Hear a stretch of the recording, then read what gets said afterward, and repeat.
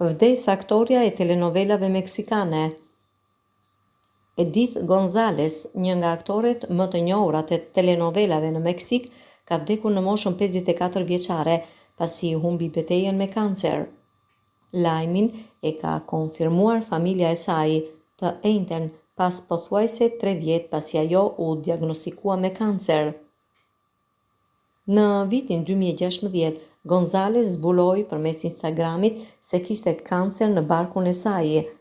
Ajo e mundi një herë, por ju rikthye prap vitin që shkoi.